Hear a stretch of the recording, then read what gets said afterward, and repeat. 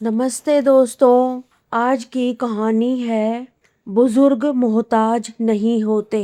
मायके में आई रचना ने जब अपनी मम्मी की बात सुनी और उनके आंसू देखे तो मानो किसी ने उसके मुंह पर कसकर तमाचा जड़ दिया था। उसकी मम्मी उसे बहाने से बाहर ले गई। चल रचना, चल बाजार चलते हैं, मुझे कॉटन के सूट लेने हैं और तू भी अपनी पसंद का कोई सूट ले लेना। थोड़ी देर दोनों जाकर बाजार के पास वाले पार्क में बैठ गईं।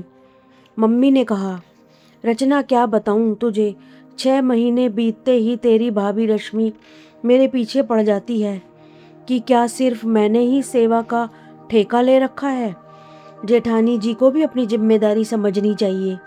कई बार तो 6 महीने से भी ऊपर हो जाते हैं और वो आपको बुलाती नहीं। मेरे भी तो 2 छोटे छोटे बच्चे हैं, कितना काम करूं मैं भी। सेवा तो सेवा, ऊपर से खर्चा भी हम ही करें। उनके बच्चे तो अब बड़े हो चुके हैं, उन्हें आपकी सेवा करने में आसानी होगी। रचना ने कहा, तो क्या मम्मी भाई ने कुछ नहीं कहा? मम्मी, उसने कहा पर रश्मि ने उसे भी ने सुना दिया।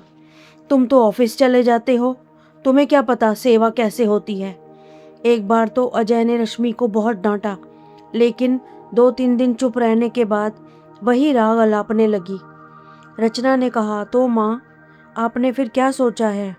मम्मी ने रोकर कहा, रचना अब तो मेरी भगवान से यही प्रार्थना है कि मुझे अपने पास बुला ले। क्या करूँगी जीकर, अपने ही घर में इतना निरादर।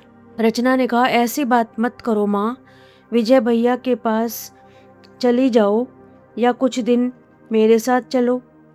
मम्मी ने कहा, विजय के घर जाकर क्या करूं? वहाँ भी 4 दिन अपनापन दिखाते हैं, फिर वही अकेलापन। माँ बाप 4 बच्चों को पाल सकते हैं, पर 4 बच्चे एक माँ की देखरेख नहीं कर सकते। शायद हमारे ही संस्कारों में कोई कमी रह गई होगी।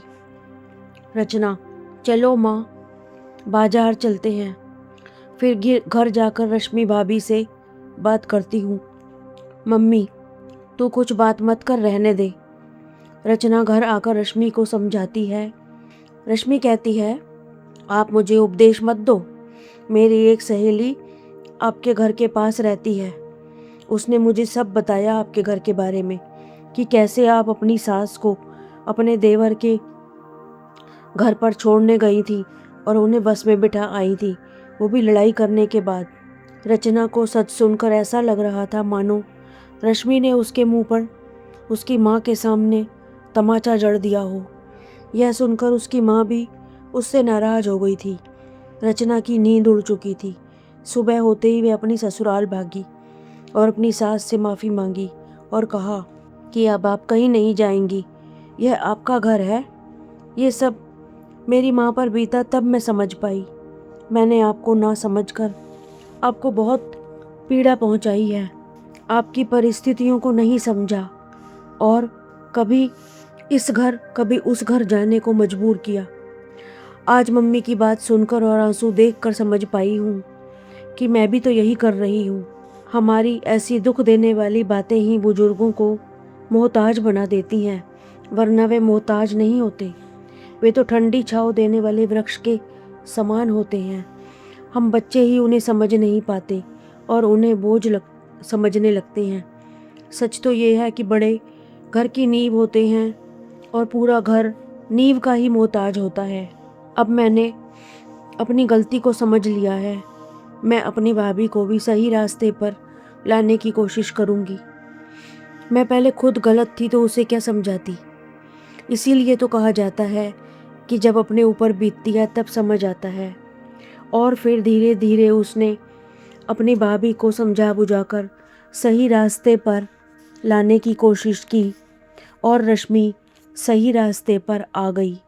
दोस्तों, कहानी कैसी लगी कमेंट करके ज़रूर बताएं। धन्यवाद।